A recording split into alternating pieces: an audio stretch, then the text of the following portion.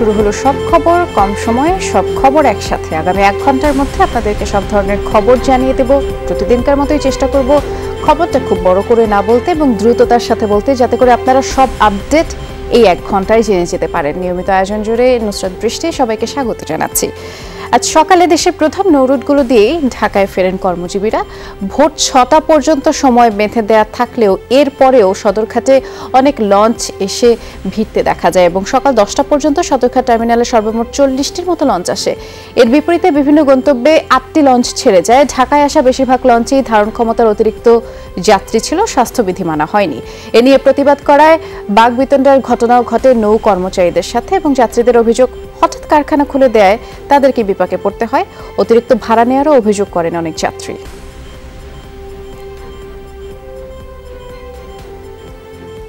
আমরা তো লকডাউনে আটকে গেছি, আসতে পারিনি। ঠিক আছে, শুনছি যে একদিনের জন্য লঞ্চ হবে, তাই চলে আসছে ঢাকা। প্যাডের টানে আসতে হবে তো, নালে বউ বলা বান লইয়া বাপ মা লইয়া কি খাবো। স্বাস্থ্যবিধি মানার মতন কোনো প্রক্রিয়া ছিল না, আর ভাড়াও নিয়েছে সেরকম ভাড়া। 10টার সময় ডিউটি করতে হবে, না জানলে তাহলে স্যারে বলে দিচ্ছে স্যারকে আর আসতে না। কিছু জিজ্ঞাসা করে নাই, ওরা এমনি 4-5 জনে মারা শুরু করছে স্টাফেরা।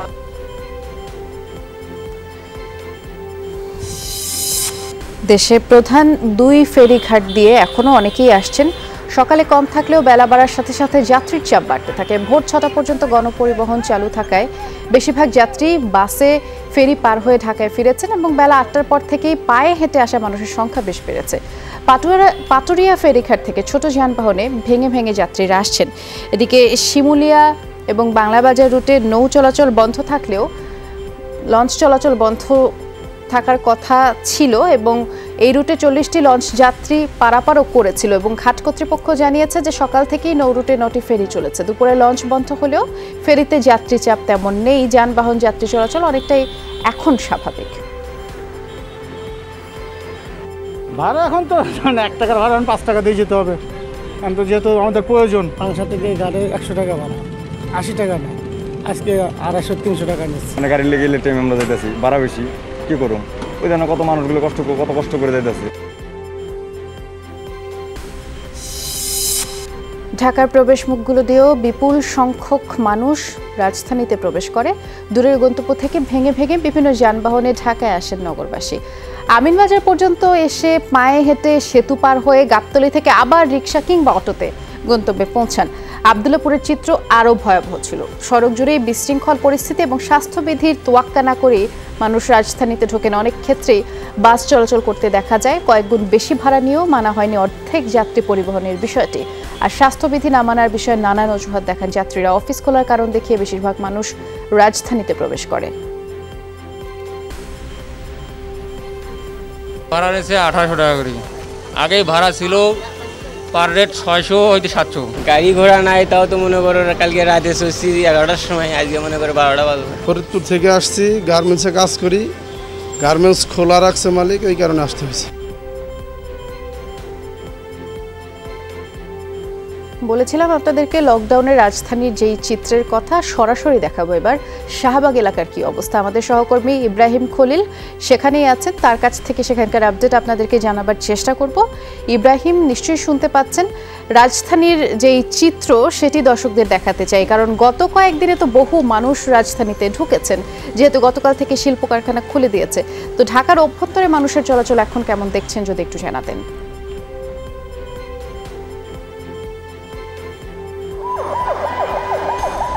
স্বভাবতই যেহেতু ঢাকা শহরে প্রচুর মানুষ প্রবেশ করছে এবং শিল্প কারখানা খুলে দেওয়া হয়েছে, এই লকডাউনে মানুষের চলাচল অনেক বেশি। শাহবাগ থেকে আমি আপনাকে একটু দেখাতে চাই, মানুষের চলাচল, বিশেষ করে রিকশার চলাচল বেড়েছে এবং এখন যেটি ভিড় একটু কম, কিন্তু অন্য অন্য দিনের তুলনায় আমরা যেটি প্রত্যক্ষ করেছি, ঢাকা শহরে প্রচুর মানুষ প্রবেশ করেছেন এবং তাদের চলাচল বেড়েছে এবং পরিবহন অর্থাৎ রিকশার হারও বেড়েছে, মাঝে মাঝে বাসও চলাচল করছে।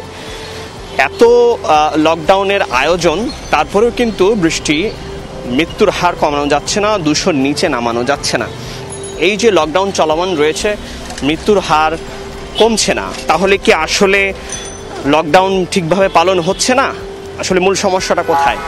যখন আমরা দেখি যে আসলে লকডাউন, রাজপথে গাড়ি চলাচল কম অথবা মানুষের চলাচল কম থাকলেও অলিতে গলিতে প্রচুর মানুষ চলাচল করেন, মানুষ বের হচ্ছেন এবং সুযোগ পেলেই তারা যে নিয়ম বেঁচে থাকার সেগুলো নিয়ম ভঙ্গ করছেন এবং তাদেরকে যেহেতু বাধ্য করা হয়েছে, আমাদের স্বভাবজতীয়ভাবে বাধ্য করা হলে আমরা সুযোগ পেলেই নিয়মটা ভেঙে ফেলি, সেটি হয়। যে কারণে কঠোর লকডাউন দিয়েও কিন্তু কোনো ধরনের সুফল পাওয়া যাচ্ছে না। যেটি সবচেয়ে বেশি জোর দেওয়া হচ্ছে সবগুলো পক্ষ থেকে, ব্যক্তিগত সচেতনতা যদি না হয় তাহলে আসলে লকডাউনের উপকারিতাটা সেটি আসলে কখনোই ভোগ করা যাবে না। সামনের দিনগুলোতে আরও লোকজন ঢাকা শহরে প্রবেশ করবেন এবং প্রচুর পরিমাণে যানবাহন আরও বের হবে, প্রাইভেট যানবাহন বের হবে, তখন পরিস্থিতি আরও খারাপ হবে। সুতরাং এটির যদি আশু সমাধান করতে হয়, যদি সত্যিকার অর্থেই মৃত্যুর হারটি কমাতে হয়, শুধুমাত্র দৃশ্যত লকডাউন দিয়ে কোনো লাভ হবে না। যেটি কার্যকর করতে হবে সেটি হচ্ছে ব্যক্তিগত সচেতনতা। বৃষ্টি, নিজ সচেতনতার আসলেই কোনো বিকল্প নেই। ইব্রাহিম, অনেক ধন্যবাদ। আমরা এবার একটু বিজয় সরণিতে যাব। দর্শক, আমরা বিজয় সরণিতে যাচ্ছি। আমাদের সহকর্মী তাজনুর ইসলাম সেখানে অপেক্ষা করছেন, দেখতে পাচ্ছি যুক্ত হয়ে গেছেন আমাদের সাথে। তাজনুর, অফিস খোলার যে বিষয়টি, অনেকেই তো সেই দোহাই দিয়েই রাস্তায় বের হচ্ছেন। এখন যে সময়, তাতে এরই মধ্যে যেসব অফিস খোলা সেগুলো ছুটি হয়ে যাবার কথা কিংবা গেছে, সেই হিসেবে ঠিক এখনকার এই মুহূর্তে সড়কে মানুষের চলাচল কেমন দেখছেন? চলাচল কিছুটা কমলো কিনা?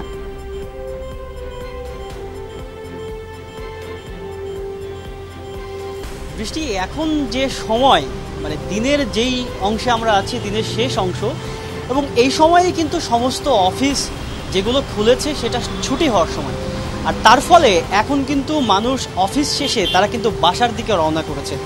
বৃষ্টি, 1 তারিখ থেকে শিল্প কারখানা খোলার খবরে যেই পরিমাণ মানুষ ঢাকায় প্রবেশ করেছে, আসলে শিল্প কলকারখানায় যারা কাজ করে সেই সমস্ত গার্মেন্টস শ্রমিক তো রয়েছেনই, এর পাশাপাশি আরও বিভিন্ন পেশার মানুষ বা আরও বিভিন্ন অফিসে চাকরি করা মানুষ কিন্তু ঢাকায় এসেছেন। এবং আমি কয়েকজনের সঙ্গে কথা বলছিলাম, তারা যেমনটি জানাচ্ছিলেন যে আসলে গার্মেন্টসের সঙ্গে সংশ্লিষ্ট আরও যত ধরনের প্রতিষ্ঠান রয়েছে সেই সমস্ত প্রতিষ্ঠানের কর্মচারীদেরও কিন্তু ঢাকায় আসতে হয়েছে এবং তাদের গতকাল থেকে রীতিমতো তাদের কাজকর্ম স্বাভাবিক যেই অফিসের যেই কাজকর্ম সেটি তারা করছেন। এখন যেই সময়টিতে আমরা আছি, বিজয় সরণি ঢাকার অত্যন্ত ব্যস্ত একটি সড়ক এবং এখানে অন্যান্য স্বাভাবিক সময়ে প্রচুর যানজট এবং সিগন্যালের অপেক্ষায় এখানে গাড়িগুলোকে দাঁড়িয়ে থাকতে হয়, মানুষের অপেক্ষা করতে হয়। এখন আমরা দেখছি গত ঘণ্টাখানেক ধরে সেই একই অবস্থা প্রায় ফিরে এসেছে, কেননা প্রত্যেকটি সিগন্যালে 15 থেকে 20 মিনিট করে গাড়িগুলো থেমে থাকছে এবং তারপরেই কিন্তু তারা গন্তব্যের দিকে আবার যেতে পারছে। দৃশ্যমান যে বিষয়টি সেটি হলো গণপরিবহন, শুধুমাত্র বাস ছাড়া সড়কে অন্যান্য সব ধরনের পরিবহন কিন্তু রাস্তায় চলছে এবং মানুষজন আসলে তাদের যে স্বাভাবিক কাজকর্ম সেটি আসলে তারা চালিয়ে যাচ্ছেন। তো লকডাউনের যেই মূল বিষয়টি যে মানুষের চলাচল সীমিতকরণ কিংবা নিয়ন্ত্রণ, সেই বিষয়টি আসলে এখন একেবারেই আসলে বোঝার কোনো উপায় বেশি নেই। অনেক ধন্যবাদ। আপনার মাধ্যমে আমরা বিজয় সরণির চিত্র দর্শকদের জানাচ্ছিলাম। করোনা উপসর্গ নিয়ে গেল 24 ঘন্টায় দেশের কয়েকটি জেলায় 169 জন প্রাণ হারিয়েছেন, যার মধ্যে খুলনা বিভাগে করোনায় 26 জন প্রাণ হারিয়েছেন। বগুড়ায় করোনা উপসর্গ নিয়ে 26 জনের প্রাণ গেছে। বরিশাল শেরেবাংলা মেডিকেলে 23 জনের মৃত্যু হয়েছে। 5 জন করোনা আক্রান্ত, বাকি 18 জন নানা উপসর্গ নিয়ে হাসপাতালে ভর্তি ছিলেন। একই সংখ্যক রোগী ময়মনসিংহ মেডিকেলেও মারা গেছেন। রাজশাহী মেডিকেলে প্রাণ গেছে 15 রোগী। সিলেট বিভাগে 14, চট্টগ্রামে মৃত্যু হয়েছে 11 জনের। কুমিল্লায় 9 জন, চাঁদপুরে 8 জন মারা যাওয়ার খবর জানিয়েছে স্বাস্থ্য বিভাগ। এছাড়া দিনাজপুরে 5, শেরপুর, ঠাকুরগাঁয়ে 3 জন করে, পটুয়াখালীতে 2 জন, লক্ষ্মীপুরে 1 জন প্রাণ হারিয়েছেন। রাজধানীর হাসপাতালগুলোতে কোভিড রোগীর চাপ কোনোভাবেই কমছে না। আজও আক্রান্তদের বেশিরভাগই ঢাকার বাইরে থেকে আসেন। দিন গেলেই এই করোনা শনাক্তের হার এবং মৃত্যুর সংখ্যা দীর্ঘ হচ্ছে। স্বজন হারানোর আর্তনাদে ভারী হচ্ছে করোনা হাসপাতালগুলোর চারপাশ। অধিকাংশ হাসপাতালেই ধারণ ক্ষমতার অতিরিক্ত রোগী ভর্তি রয়েছে। কোনো আইসিইউ বেড ফাঁকা নেই। প্রতিদিনের মতো আজও ঢাকার বাইরে থেকে আসা রোগীরা বিভিন্ন হাসপাতাল ঘুরে হয়রান হন। বেড ফাঁকা না থাকায় ফিরে যেতে হচ্ছে।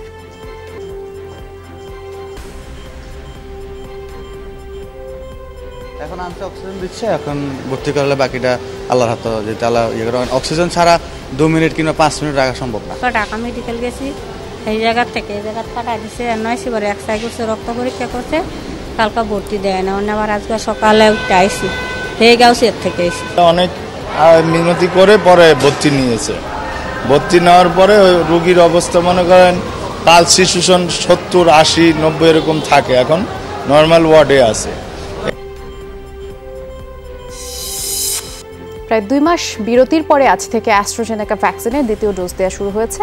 রাজধানী এবং ঢাকা বিভাগ জুড়ে এই টিকা দেওয়া হয়। ভারত অক্সফোর্ড অ্যাস্ট্রাজেনেকার টিকা রফতানি বন্ধ করে দিলে দেশের মজুত শেষ হয় দ্বিতীয় ডোজ দিতে পারছিল না স্বাস্থ্য অধিদপ্তর। দীর্ঘ সময় 15 লাখের বেশি মানুষ এই টিকার অপেক্ষায় ছিলেন। অবশেষে আজ অ্যাস্ট্রাজেনেকার দ্বিতীয় ডোজ নিতে পারায় টিকা গ্রহীতারা স্বস্তি জানিয়েছেন। আগামী 7 আগস্ট থেকে দেশ জুড়ে এই ডোজ প্রদান করা শুরু হবে। কর্তৃপক্ষ জানিয়েছে যারা দ্বিতীয় ডোজ নেওয়ার জন্য SMS পেয়েছেন তারা আগের বার্তা দেখিয়ে পূর্ব নির্ধারিত কেন্দ্রে গিয়ে টিকা নিতে পারবেন।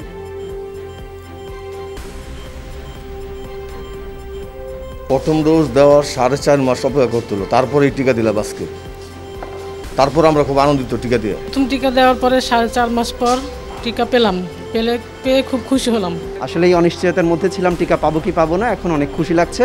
প্রায় 5 মাস পরে টিকা পেয়েছি, সত্যি অনেক আনন্দের। অনিশ্চয়তা ছিল, অবিশ্বাস ছিল, কিন্তু অবশেষে টিকা পেয়েছি, ভালো লাগছে। বয়স্করা আছেন তাদের প্রতি আমরা বেশি নজর দিব, কারণ তাদের মৃত্যুর হার বেশি এবং টিকাও তারা কম নিয়েছে, এবং সে কারণে আমরা গ্রামে টিকা দেওয়ার ব্যবস্থা করেছি। অন্তঃসত্ত্বা নারীদের অগ্রাধিকার ভিত্তিতে টিকা দেওয়ার বিষয়ে সরকারের পদক্ষেপ 3 দিনের মধ্যে রাষ্ট্রপক্ষকে জানাতে বলেছেন হাইকোর্ট।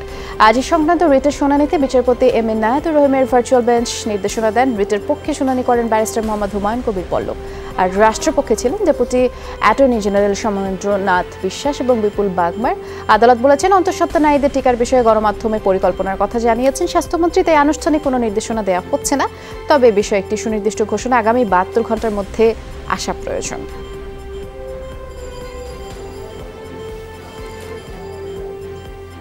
মাননীয় আদালত জানতে চেয়েছেন আগামী 72 ঘন্টার মধ্যে যেন আমাদের স্বাস্থ্য মন্ত্রণালয় এবং সংশ্লিষ্ট কর্তৃপক্ষ এই বিষয়ে সুস্পষ্ট একটি ঘোষণা দেন অথবা সিদ্ধান্ত জানান, যাতে পরবর্তী কার্যক্রম গ্রহণ করা যায়।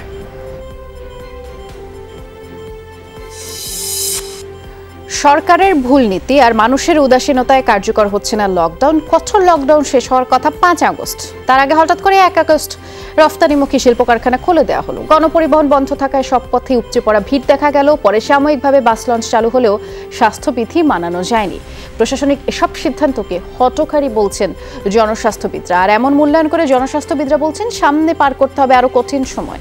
1-2 সপ্তাহ পরে করোনার সংক্রমণ ও ভয়াবহতা আরো বাড়তে পারে বলেও আশঙ্কা করেন তারা।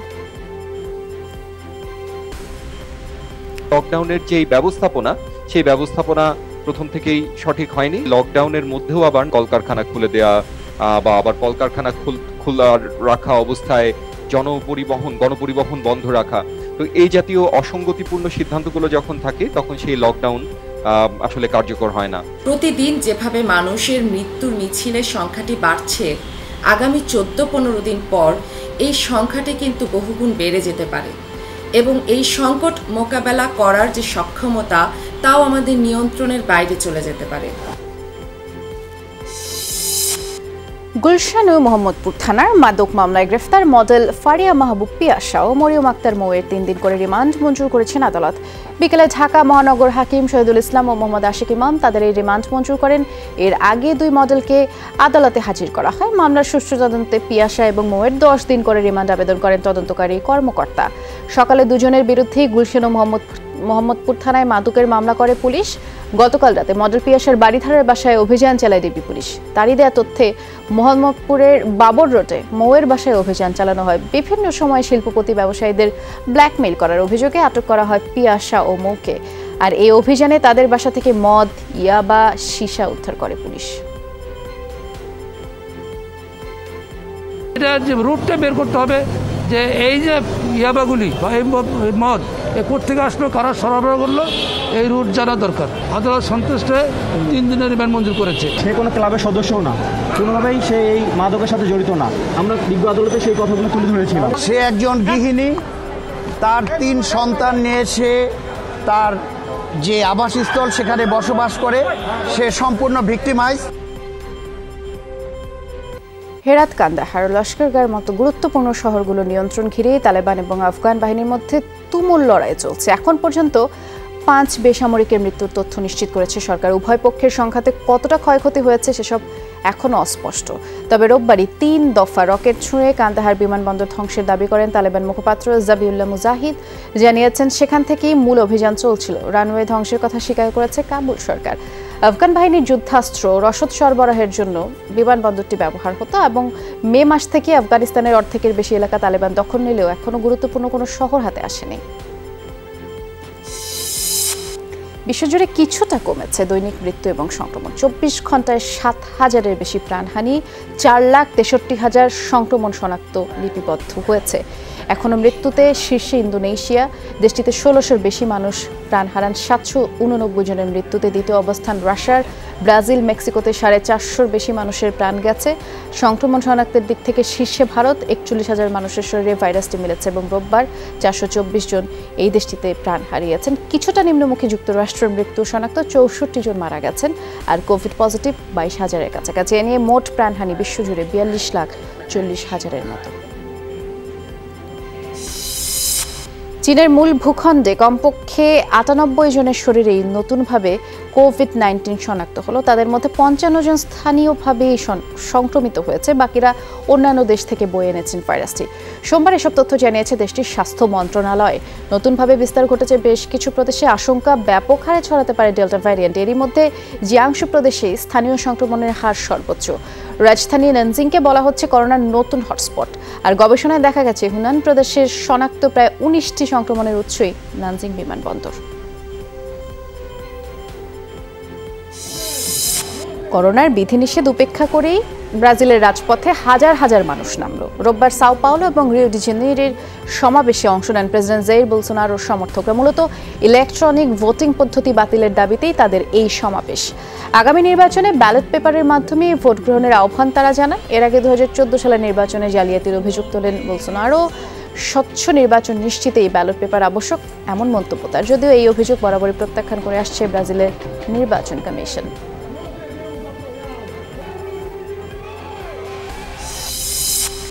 অবশেষে জানা গেল বাংলাদেশ সফরে অস্ট্রেলিয়া দলের অধিনায়কের নাম। ম্যাচের একদিন আগেই অজি দলপতি চূড়ান্ত করা হয়েছে। সফরকারীদের নেতৃত্ব দেবেন ম্যাথিউ ওয়েড। আর এর আগে হাঁটুর চোটে পড়ে ওয়েন্ডিজ সিরিজ থেকে ছিটকে যান নিয়মিত অধিনায়ক অ্যারন ফিঞ্চ।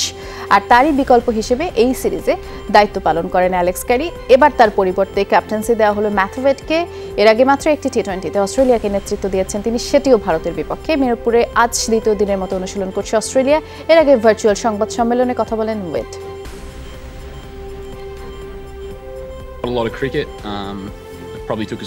হঠাৎ করেই অধিনায়কত্ব পেয়েছি, ঠিক যেমন ভারতের বিপক্ষে ঘরের মাঠে দ্বিতীয় টি-20 করতে হয়েছিল। তবে এখানে চ্যালেঞ্জটা ভিন্ন। বিশ্বকাপের আগে আসলে নিজেদের গুছিয়ে নিতে হবে। ফলাফল যাই হোক, তৈরি হওয়ার বড় সুযোগ এটা। আশা করি সেটা সবাই কাজে লাগিয়ে সেরা ফলটাই আনবে।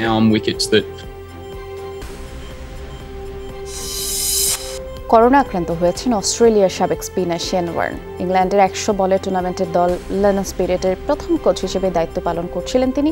করোনা আক্রান্ত হয়েছেন দলটির ম্যানেজমেন্টের অপর এক সদস্য। বর্তমানে আইসোলেশনে রাখা হয়েছে শেন ওয়ার্নকে।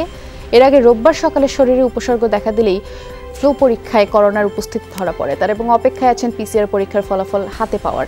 তারই অনুপস্থিতিতে দলের প্রধান কোচের দায়িত্ব পালন করবেন ডেভিড ট্রিপলে। এদিকে দ্য 100 টুর্নামেন্টে করোনা আক্রান্তের সংখ্যা দিন দিন বেড়ে চলছে। এর আগে আক্রান্ত হয়েছেন টেস্ট ট্রেন্ট রকেটসের প্রধান কোচ অ্যান্ড ফ্লাওয়ার। 15 আগস্টের ভয়াবহ হত্যাকাণ্ডের সাথে আওয়ামী লীগ নেতারাই জড়িত ছিল, কারণ খন্দকার মোশতাকের নেতৃত্বে 31 জন মন্ত্রিসভায় শপথ নিয়েছিল। এমন মন্তব্য বিএনপি মহাসচিব মির্জা ফখরুল ইসলাম আলমগীরের। দুপুরে লালমনিরহাট জেলায় করোনা হেল্প সেন্টারের উদ্বোধনী অনুষ্ঠানে ভার্চুয়ালি যুক্ত হয়ে এমন মন্তব্য করে তিনি বলেছেন, নিজেদের অপকর্ম ঢাকতে অন্যদের দোষারোপ করে লাভ নেই। হত্যা, সন্ত্রাস ও প্রতারণার রাজনীতি বাদ দিয়ে সংশোধন হয়ে জনগণের কল্যাণে কাজ করার আহ্বান জানান মির্জা ফখরুল। বলেন, করোনা মোকাবেলায় সরকার ব্যর্থ, চিকিৎসা না পেয়ে হাসপাতালের বারান্দায় ও রাস্তায় মরছে মানুষ।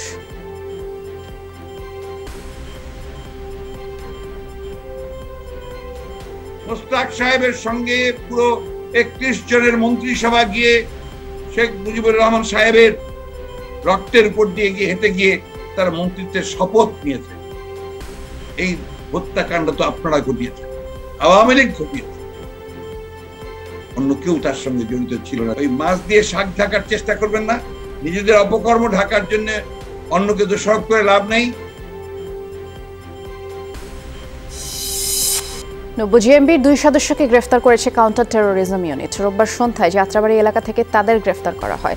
দুপুরে ডিএমপির মিডিয়া সেন্টারে সংবাদ সম্মেলনে কাউন্টার টেরোরিজম ইউনিটের প্রধান মোহাম্মদ আসাদুজ্জামান বলেছেন, এই 2 জঙ্গি 16 মে সিদ্ধিরগঞ্জের বোমা হামলার সাথে জড়িত এবং তাদের মূল প্রশিক্ষক ফোরকানকে ধরতে অভিযান অব্যাহত রয়েছে বলেও জানান সিটিটিসি প্রধান। বলেছেন, জঙ্গিদের প্রকাশ্য কার্যক্রম না থাকলেও অনলাইনে উপস্থিতি বেড়েছে, তারা আবারও সংগঠিত হওয়ার চেষ্টা করছে, তবে আইন শৃঙ্খলা বাহিনীর তৎপরতায় সফল হচ্ছে না। গতকাল সন্ধ্যার পরে যাত্রাবাড়ি এলাকা থেকে 90 জেএমবির 2 জন জঙ্গিকে গ্রেপ্তার করতে সক্ষম হয়েছে। আমাদের কাছে তথ্য ছিল বেশ কয়েকজন জঙ্গি একটা এলাকায় সমবেত হবে। এরকম তথ্যের ভিত্তিতে আমাদের এই স্পেশাল অ্যাকশন গ্রুপের টিম অভিযান পরিচালনা করে রোহিঙ্গাদের স্থায়ী করতে বিশ্বব্যাংকের প্রতিবেদন প্রত্যাখ্যান করেছে বাংলাদেশ। কথা জানিয়েছেন পররাষ্ট্রমন্ত্রী ডক্টর এ কে আব্দুল মোমেন। দুপুরে চীনের রাষ্ট্রদূতের সাথে বৈঠক শেষে তিনি বলেছেন, রোহিঙ্গাদের সুন্দর ভবিষ্যতের জন্য নিজ দেশে ফিরে যাওয়াই সবচেয়ে ভালো। বিশ্বব্যাংকের প্রতিবেদনের অপছন্দের বিষয়গুলো বাদ দিয়ে সমঝোতার চেষ্টা চলছে বলেও মন্ত্রী জানিয়েছেন। রোহিঙ্গাদের ফেরত পাঠানোর লক্ষ্যে বাংলাদেশ কাজ করছে। ডক্টর মোমেন জানান, চীনের সাথে ভ্যাকসিনের যৌথ উৎপাদনে যেতে কার্যক্রম চলছে। 2 দেশের পক্ষে ইনসেপ্টা, স্বাস্থ্য মন্ত্রণালয় এবং সিনোফার্ম এই 3 প্রতিষ্ঠান চুক্তি সই করবে। এই রিপোর্টের সাথে আমাদের চিন্তা ভাবনার মোটেই মিল নাই। আমরা মনে করি তাদের অনলি ওয়ে আউট সুন্দর ভবিষ্যতের জন্য, তারা ওয়ার্ল্ড ব্যাংক বলেছেন এদের সুন্দর ভবিষ্যতের জন্য এদের ইন্টিগ্রেট করতে হবে সমাজের সাথে। আমরা বলছি না, তাদের সুন্দর ভবিষ্যতের জন্য তারা তাদের দেশে ফেরত যেতে হবে। আমরা নাকচ করার পরে এখন ওদের সাথে একটা সমঝোতা হচ্ছে এবং যেগুলো আমরা অপছন্দ করি সেগুলো বাদ দিয়ে আমরা একটা এগ্রিমেন্টের ব্যবস্থা করছি। বাই অ্যান্ড লার্জ আমরা ইনাদের যে বড় বড় কথাগুলো আমরা সব বাদ দিব।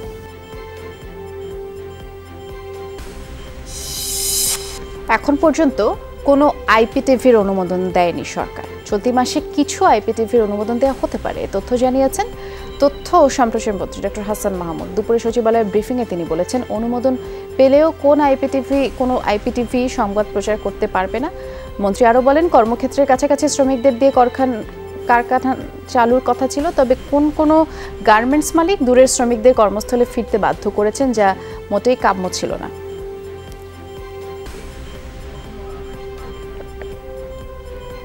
প্রথমত কোনো আইপিটিভিরই অনুমোদন নাই, কারণ আমরা রেজিস্ট্রেশন দেওয়া শুরু করি। রেজিস্ট্রেশন দেওয়ার জন্য আমরা দরখাস্ত আহ্বান করেছিলাম, সব মিলিয়ে এখন পর্যন্ত 600-র কাছাকাছি আবেদন পড়েছে। আমরা খুব সহসা এ মাসের মধ্যেই কিছু আমরা অনুমোদন দিব। তবে যেহেতু অনুমোদন আমরা দেওয়া শুরু করিনি, সুতরাং কোনোটারই অনুমোদন নাই।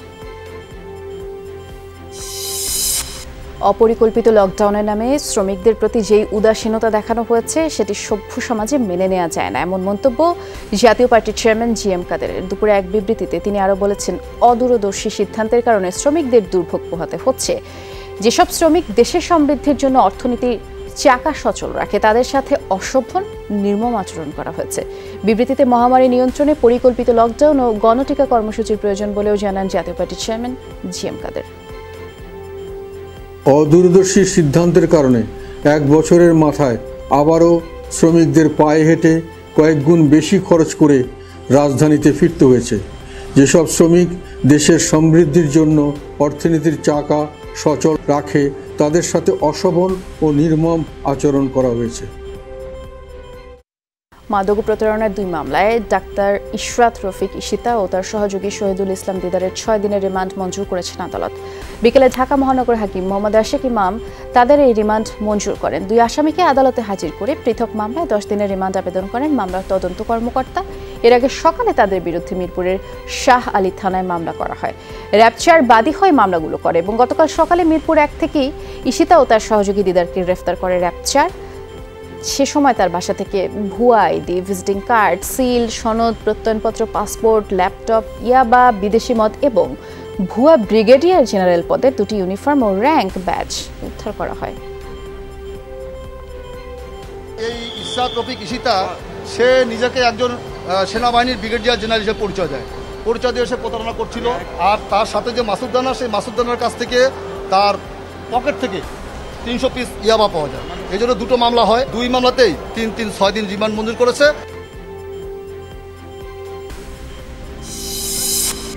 নারায়ণগঞ্জের সেজান জুস কারখানায় আগুনে নিহত 48 জনের মধ্যে 45 মৃতদেহের পরিচয় শনাক্ত করেছে সিআইডির ফরেনসিক শাখা। সিআইডির অতিরিক্ত ডিআইজি ইমাম হোসেন জানিয়েছেন, আগুনে পোড়া 48টি মরদেহের পরিচয় শনাক্ত করতে নিহতদের পরিবারের 69 জনের ডিএনএ নমুনা সংগ্রহ করা হয়, যার মধ্যে 45 জনের মৃতদেহ শনাক্ত হয়। বাকি 3 জনের মরদেহ শনাক্তের কাজ চলছে। চলতি সপ্তাহের মধ্যে 3 জনের পরিচয় শনাক্তের প্রক্রিয়া শেষে প্রশাসনের পক্ষ থেকে মরদেহ হস্তান্তর করা হবে। ওই 48টার ভেতরে আমরা 45টা ডেড বডি শনাক্ত করে আমরা আয়োদেরকে রিপোর্ট দিয়ে দিচ্ছি। ঠিক আছে, এখানে নারী পুরুষ আছে, আমি এখন ঠিক এই মুহূর্তে বলতে পারছি না। লকডাউনে সারা দেশে 7,000 হোটেল রেস্তোরাঁর 80% বন্ধ রয়েছে। এতে 80 থেকে 90 হাজার কোটি টাকা ক্ষতির পাশাপাশি জীবিকা সংকটে পড়েছেন প্রায় 30 লাখ কর্মী। তাই অবিলম্বে সারা দেশের ব্যবসা প্রতিষ্ঠান চালু করার দাবি জানিয়েছে বাংলাদেশ রেস্তোরাঁ মালিক সমিতি। রাজধানীতে দুপুরে সংবাদ সম্মেলনে এসব দাবি করা হয়। আর বিপুল পরিমাণে কর্মসংস্থান সৃষ্টিকারী হোটেল রেস্তোরাঁ ব্যবসা টিকিয়ে রাখতে প্রধানমন্ত্রীর হস্তক্ষেপ চান সংগঠনের সভাপতি ওসমান গনি। বলেছেন, স্বাস্থ্যবিধি মেনে স্বাভাবিক নিয়মে হোটেল রেস্তোরাঁ খুলে দিতে হবে। অর্ধেক আসন বসিয়েই হোটেল রেস্তোরাঁ খোলার অনুমতি দেওয়ার দাবিও জানান মহাসচিব ইমরান হাসান। বহু জায়গায় বহু রেস্টুরেন্ট বন্ধ, ইভেন ঘটি বাটি বিক্রি করে দিচ্ছে মানুষ, ওইটার দামও পাচ্ছে না, কেনার তো লোক থাকতে হবে। আমি একে তো বাড়িওয়ালাদের একটা অত্যাচার আছে, তারা কোনো ছাড় দেয়নি, কিছুই করেনি। 80 থেকে 90 হাজার কোটি টাকার মতো ক্ষতি হবে। পুরো সেক্টরে বলেছি আমাদেরকে একটি বরাদ্দ দেন। আইনের মার পেয়েছে বিভিন্ন কূট কৌশলের মাধ্যমে, আমাদেরকে কেউ কোনো সহযোগিতা করছে না, কোনো ব্যাংক করছে না। 3 দিন বন্ধ থাকার পরে আজ লেনদেন হয়েছে ব্যাংকে। কর্পোরেট গ্রাহকদের উপস্থিতিও বেড়েছে। অনেক গ্রাহক এসেছেন ডিপিএস এবং ক্রেডিট কার্ডের অর্থ জমা দিতে। ব্যাংকাররা বলছেন স্বাভাবিক সময়ের মতো ভিড় বাড়ছে। আর করোনা ভাইরাসের সংক্রমণ বেড়ে যাওয়ায় চলতি সপ্তাহে 3 কর্মদিবস লেনদেন চলবে। আজকের পরে আগামীকাল মঙ্গলবার ও বৃহস্পতিবার ব্যাংক খোলা থাকবে। লেনদেন হবে সকাল 10টা থেকে দুপুর 2:30 পর্যন্ত। আর আনুষঙ্গিক সব কাজের জন্য ব্যাংক খোলা থাকবে বিকেল 4টা পর্যন্ত। বুধবার সব ব্যাংক বন্ধ থাকবে। এর আগে কঠোর বিধিনিষেধে ব্যাংকগুলোতে লেনদেন চলেছে সকাল 10টা থেকে দুপুর 1:30 পর্যন্ত।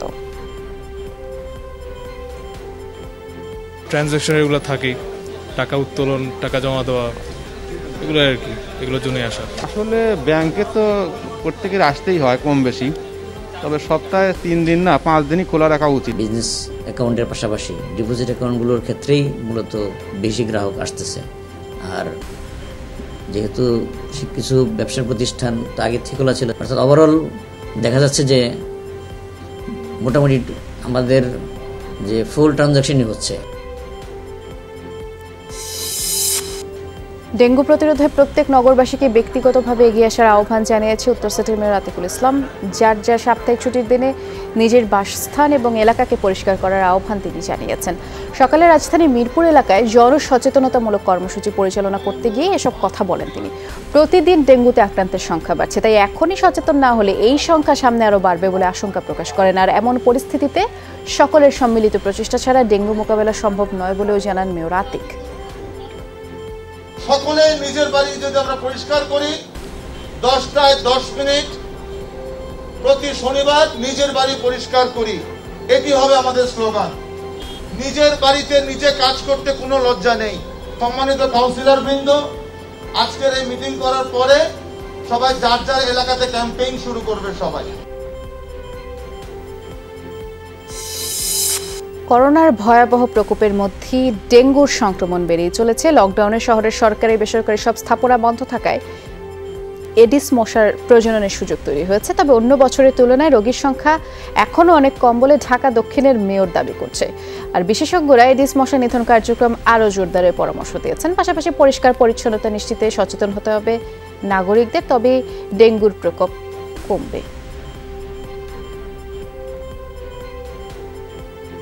জ্বর আমি আপনার তোর ল্যাবের উপরে দিয়া কম্বল দিয়েছে, কম্বলের পরে তোষগুলো দিয়ে আমার দিয়া দায়িত্ব ধরে রাখছে। টেস্ট দিল, টেস্ট দেওয়ার পরে টেস্টে ডেঙ্গু ধরা পড়ছে। কোভিডের চেয়েও ডেঙ্গু মারাত্মক আকার ধারণ করবে। প্লেটলেট কাউন্ট সাধারণত 10,000-এর নিচে না নামলে ব্লিডিং হইতো না, কিন্তু এবার দেখা যাচ্ছে যে 70,000 প্লেটলেট কাউন্ট, তার হচ্ছে পার একটা ব্লিডিং নিয়ে আসতেছে। অফিসিয়ালি কোনো অর্ডার বা কোনো প্রজ্ঞাপন বা কোনো চিঠি পাইনি। আমাদের যতটুকু প্রিপারেশন আছে এর মধ্যে আমরা সবাইকে অ্যালার্ট করে দিয়েছি, ডাক্তারদেরকে। আশঙ্কাজনক অবস্থানে এখনো যায়নি। আমরা সামগ্রিকভাবে সবাই প্রচেষ্টা করছি যাতে করে গতবার 2020 সালে যেরকম আমরা সফল হয়েছিলাম, আমরা সেই পর্যায়ে অগাস্টের মধ্যেই যেন আমরা শূন্যের কোঠায় নিয়ে আসতে পারি। দেশের হয়ে যোগ্যতা দিয়ে সরাসরি অলিম্পিক আসরে অংশ নেওয়া সম্ভব, তার প্রমাণ আগিয়ে দিয়েছেন আর্চার রোমান সানা। টোকিও অলিম্পিকে লড়াই করে হারলেও দেশে ফিরেই জানান দিলেন এমন আসর থেকে দেশের জন্য পদক নিয়ে আসাও খুব সম্ভব। আর আরেক আর্চার দিয়া সিদ্দিকীর আশাবাদ আগামী আসরে আরো বড় কিছু করে দেখানোর। আর কোচ মার্টিন ফেডরিক বলছেন আসরে নাকি শিশুদের পারফরমেন্সে তেমন কিছুরই ইঙ্গিত পেয়েছেন তিনি। স্বপ্নই ছিল যে কবে অলিম্পিক খেলবো, তো ফাইনালি সেটা আসলে পূরণ হয়েছে স্বপ্নটা। তো আমি আমার সেরাটা দিয়ে চেষ্টা করেছিলাম, তবে আসলে অনেক বড় সুযোগ ছিল, সুযোগটা কাজে লাগাতে পারিনি। সেটা আমার জন্য আসলে অনেক কষ্টদায়ক ছিল। কখনো বিশ্বাস করতে পারিনি এত ছোট বয়সে, বলতে গেলে আর্চারি জীবনে এত কম একটা এক্সপিরিয়েন্স লাইফে আমি অলিম্পিকের মতো বড় স্টেজে খেলতে যাব। স্বপ্নটা পূরণ হয়ে গেল। আসলে বলতে গেলে এটা অনেক বড় স্বপ্ন ছিল। কোচের সমালোচনা করে বিপাকে পড়েছেন বেলারুশের অ্যাথলেট ক্রিস্টিয়ানা সিমানোস্কায়া। তার অভিযোগ অলিম্পিকে খেলার সুযোগ না দিয়ে তাকে জোর করে দেশে পাঠানোর চেষ্টা হয়েছিল। রোববার তাকে দেশে পাঠাতে জোরপূর্বক নেওয়া হয়েছিল টোকিও বিমানবন্দর এবং পুলিশের সহায়তা নেন সেখানে ক্রিস্টিয়ানা। এরপরে বিমানবন্দর থেকে আবার তাকে ফেরত আনা হয়। আর দেশে ফিরলে তার জীবন হুমকির মুখে পড়বে এমন আশঙ্কায় জার্মানি অথবা অস্ট্রিয়ায় আশ্রয় প্রার্থনা করেছেন বেলারুশের এই অ্যাথলেট। দেশে করোনায় প্রাণহানির সংখ্যা 21,000 ছাড়িয়ে গেছে। গত 24 ঘন্টায় আরও 246 জন প্রাণ হারিয়েছেন। এ নিয়েই মোট 21,162 জন মারা গেলেন আর শনাক্ত হয়েছে 15,989 জন। পরীক্ষার অনুপাতে শনাক্তের হার 29.91%। 53,462টি নমুনা পরীক্ষা করা হয়েছে। এ পর্যন্ত 12,80,317 জন শনাক্ত হয়েছেন। 15,482 জন, মোট 11,08,748 জন সুস্থ হয়েছেন। মৃত 246 জনের মধ্যে 137 জন পুরুষ, 109 জন নারী। বিভাগভিত্তিক প্রাণহানির হিসেবে ঢাকায় সর্বোচ্চ 76 জন প্রাণ হারিয়েছেন, চট্টগ্রামে 64, খুলনায় 30, রাজশাহীতে 22, বরিশালে 16, সিলেট রংপুরে 14 জন করে, ময়মনসিংহে 10 জন প্রাণ হারিয়েছেন।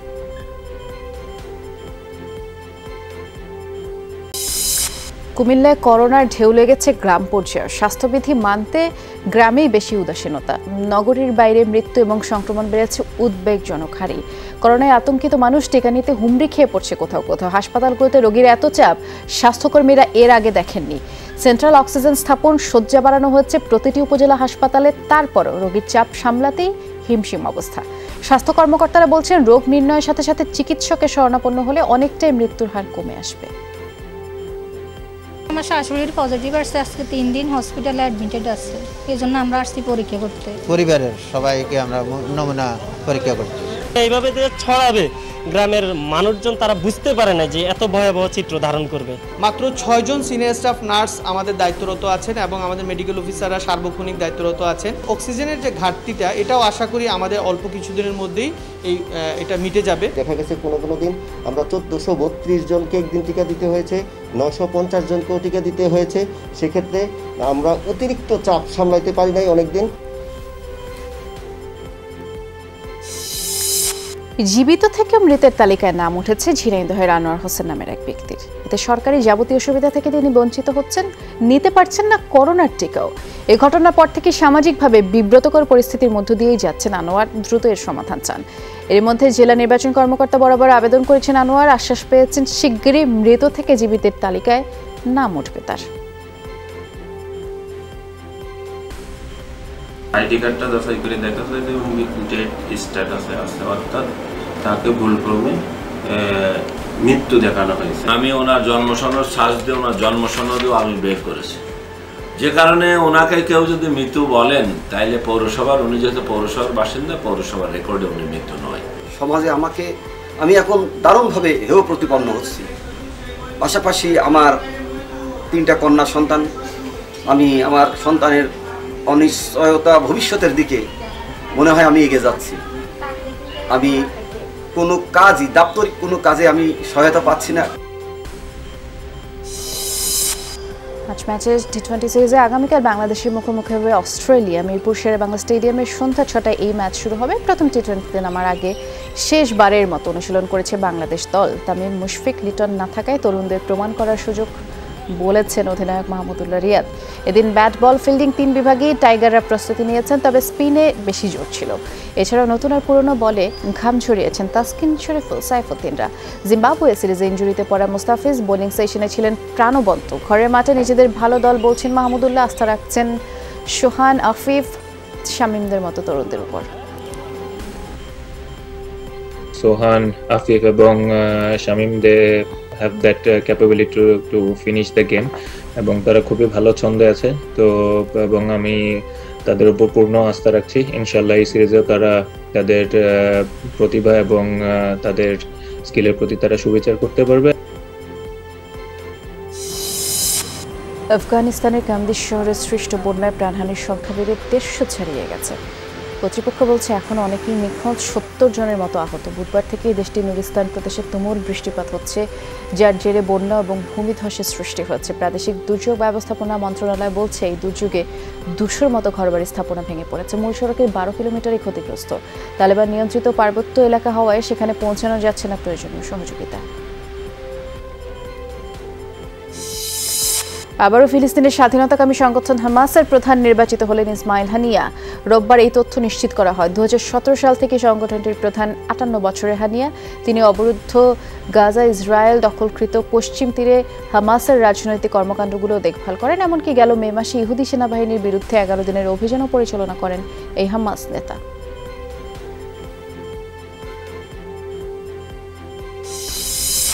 দু 2023 সালের আগস্ট পর্যন্ত মিয়ানমারে বহাল থাকবে জরুরি অবস্থা। প্রধানমন্ত্রীর দায়িত্ব গ্রহণের পরে এমন ঘোষণা জান্তা প্রধান মিন অং লাইংয়ের।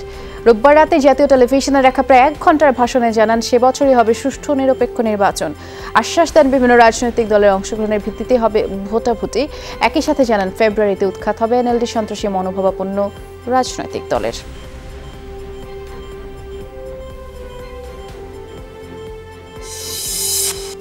প্রধানমন্ত্রী মুহিউদ্দিন ইয়াসিনের পদত্যাগের দাবিতে মালয়েশিয়ায় বিক্ষোভ সমাবেশ করলেন বিরোধী নেতারা।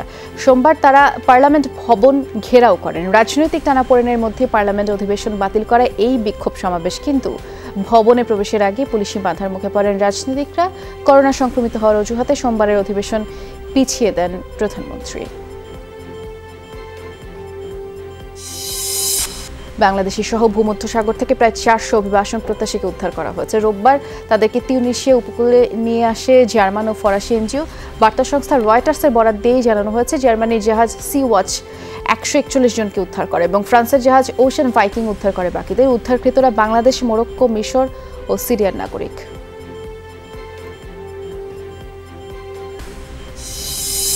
টানা 36 ঘন্টা অভিযান চালানোর পর পাকিস্তানের করাচি উপকূলে ডুবে যাওয়া জাহাজের 15 নাবিককে উদ্ধার করল দেশটির নৌবাহিনী। এখনও 3 ক্রু নিখোঁজ আছেন। বৃহস্পতিবার বৈরী আবহাওয়ার কবলেই পড়ে এমভি সুভারি এইচ নামের মালবাহী জাহাজটি। ভারত থেকে নৌযানটি সোমালিয়ার দিকে যাচ্ছিল। জাহাজডুবির এই ঘটনা নিশ্চিত হওয়ার পরেই যৌথ অভিযান চালায় পাকিস্তানের নৌবাহিনী ও কোস্টগার্ড। উদ্ধারকারী জাহাজ এবং বিমানের মাধ্যমে তাদের অবস্থান নিশ্চিত করা হয়। ঢাকা মহানগর উত্তর ও দক্ষিণে নতুন আহ্বায়ক কমিটি ঘোষণা করেছে বিএনপি। দলের মহাসচিব মির্জা ফখরুল ইসলাম আলমগীর আজ এই কমিটির অনুমোদন দেন। আর নতুন কমিটিতে ঢাকা মহানগর উত্তর আমানুল্লাহ আমানকে আহ্বায়ক এবং আমিনুল হককে সদস্য সচিব করা হয়। ঢাকা মহানগর দক্ষিণে আব্দুস সালামকে আহ্বায়ক, রফিকুল আলমকে সদস্য সচিব করা হয়। আবার ঢাকা মহানগর উত্তর শাখায় 47 সদস্য বিশিষ্ট, দক্ষিণে 49 সদস্য বিশিষ্ট আহ্বায়ক কমিটি গঠন করা হয়েছে।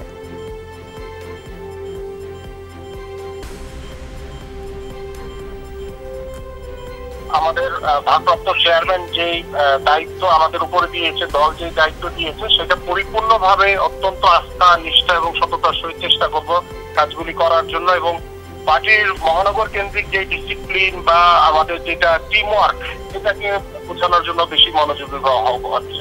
দল আমাকে দায়িত্ব দিতে অবশ্যই অনুভূতিটা আমার অবশ্যই খুশি লাগতেছে যে এমন একটা ভালো জায়গায় আমাকে দল মূল্যায়ন করছে। এই সরকারের আমলে তো আমি 7 বার জেল খাচ্ছি, 200-র উপরে মামলা, তারপর দল আমার মূল্যায়ন করতে অবশ্যই আমি খুশি এবং দল যেভাবে চাবে ইনশাল্লাহ আগামী দিনে সেভাবে আমরা কাজ করব। করোনাকালের সংকট মোকাবেলায় ভারত থেকে আমদানির আরও 200 টন তরল অক্সিজেন এলো। গতরাতে ইন্দো বাংলা অক্সিজেন এক্সপ্রেস ট্রেনের 10টি কন্টেইনার সিরাজগঞ্জে বঙ্গবন্ধু সেতুর পশ্চিম স্টেশনে এসে পৌঁছায়। এ নিয়ে আমদানিকারক প্রতিষ্ঠান লেন্ডে বাংলাদেশ 4 ধাপে 800 টন তরল অক্সিজেন আমদানি করলো এবং লেন্ডে কর্তৃপক্ষ জানিয়েছে ট্রেনের কন্টেইনার থেকে লরিতে অক্সিজেন খালাস চলছে। তরল অক্সিজেন খালাস করে লেন্ডের নারায়ণগঞ্জের কারখানায় নিয়ে যাওয়া হবে।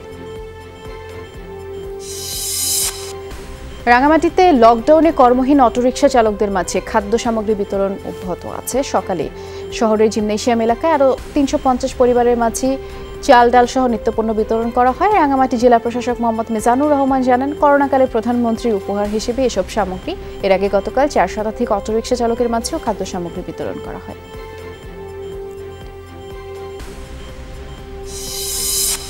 পল্লী উন্নয়ন বোর্ড বান্দরবানের উদ্যোগে প্রান্তিক চাষিদের মাঝে করোনাকালে ঋণের চেক বিতরণ করা হয়েছে। প্রধানমন্ত্রী কোভিড-19 প্রণোদনা ঋণ প্যাকেজের আওতায় এই কার্যক্রম চলছে।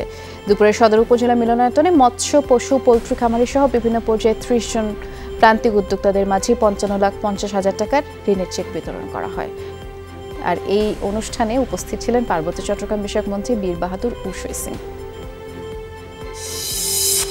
হবিগঞ্জে ক্রমেই বাড়ছে করোনার সংক্রমণ, আর এই অবস্থায় পুনর্ব্যবহারযোগ্য মাস্ক বিতরণ কর্মসূচি শুরু করেছে রোটারি ক্লাব অব হবিগঞ্জ।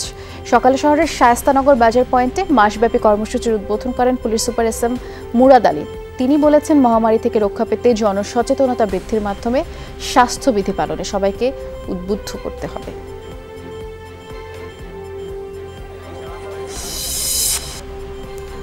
চট্টগ্রামের বিভিন্ন এলাকা ঘুরে পথচারী এবং ছিন্নমূল মানুষের মাঝে খাবার ও মাস্ক বিতরণ করেছেন এক তরুণ ব্যবসায়ী। দুপুরে নগরীর জিএসি মোড়, ওয়াসা, কাজীদেউরি, টাইগার পাস, আগ্রাবাদ সহ কয়েকটি এলাকায় প্রায় কয়েকশো ছিন্নমূল মানুষের হাতে খাবারের প্যাকেট, বিশুদ্ধ পানি এবং মাস্ক তুলে দেন মোহাম্মদ জিসান নামের এক ব্যবসায়ী। আর করোনার প্রাদুর্ভাব শুরুর পর থেকে আয় উপার্জনহীন দুস্থদের সাহায্যার্থে ব্যতিক্রমী এই কর্মসূচি ধারাবাহিকভাবেই তিনি এগিয়ে যাচ্ছেন।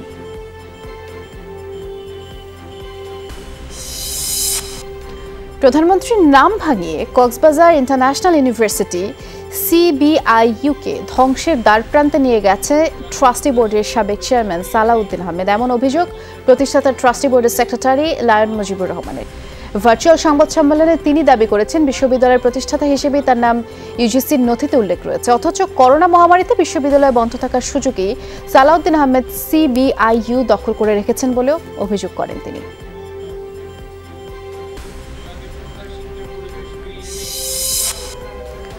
আওয়ামী লীগের সাধারণ সম্পাদক ও সাবেক জনপ্রশাসন মন্ত্রী প্রয়াত সৈয়দ নজরুল ইসলামের মুরাল ভাঙার প্রতিবাদে মানববন্ধন পালন করেছে জেলা আওয়ামী লীগ। সকালে শহরের নজরুল ইসলাম চত্বরে এই কর্মসূচি পালিত হয়। মানববন্ধনে কিশোরগঞ্জ 4 আসনের এমপি অ্যাডভোকেট আহমেদ তৌফিক, জেলা পরিষদের চেয়ারম্যান জিল্লুর রহমান সহ সিনিয়র নেতারা বক্তব্য রাখেন। বক্তারা বলেন, কিশোরগঞ্জে যে কজন গর্বের মানুষ আছেন তার মধ্যে সৈয়দ আশরাফ অন্যতম, আর এই গর্বে যারা আঘাত করবে তাদের কঠোরভাবে প্রতিহত করা হবে বলেও ঘোষণা দেওয়া হয়। ইউরোপের সাথে নতুন চুক্তিতে ভ্যাকসিন ডোজের মূল্য বৃদ্ধি করছে মডার্না এবং ফাইজার বায়োএনটেক। সম্প্রতি ফিনান্সিয়াল টাইমস সংবাদপত্র এই তথ্য প্রকাশ করে জানায়, ডেল্টা ভ্যারিয়েন্ট প্রতিরোধে সবচেয়ে কার্যকর প্রমাণিত হয়েছে এই দুটি প্রতিষ্ঠানের টিকা। তাই প্রতি ডোজের দাম €19 বা $23 বেশি নির্ধারণ করতে যাচ্ছে ফাইজার, যার বর্তমান মূল্য $18.40। এদিকে মডার্নাও সংশোধিত দামের কথা জানিয়েছে। তাদের প্রতি ডোজ ভ্যাকসিন কিনতে ব্যয় করতে হবে $25.50, যার বর্তমান মূল্য $22। ভারতে করোনার সর্বগ্রাসী বিস্তারের মধ্যেও বারাণসীতে হিন্দু দেবতা শিবের পূজায় অংশ নিয়েছে হাজার হাজার পুণ্যার্থী। এই শহরটিতে লকডাউন চললেও গঙ্গা তীরে তিল ধারণেরও ঠাঁই নেই। সেখানে আসা পুণ্যার্থীরা কোনো মাস্ক পরিধান কিংবা সামাজিক দূরত্বের মতো শিষ্টাচার মানছে না। পুণ্যার্থীদের সমাগম এড়াতে রাজ্য কর্তৃপক্ষ শনি ও রোববারের পরিবর্তে সোমবার পর্যন্ত লকডাউন বর্ধিত করে। তা সত্ত্বেও ভক্ত এবং অনুসারীদের এই ভিড় ঠেকানো যায়নি।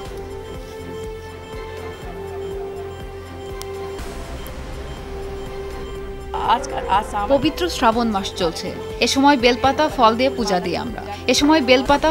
পূজা দিই আমরা। সংসারের সমৃদ্ধি আর স্বামীর দীর্ঘজীবন কামনায় করি প্রার্থনা।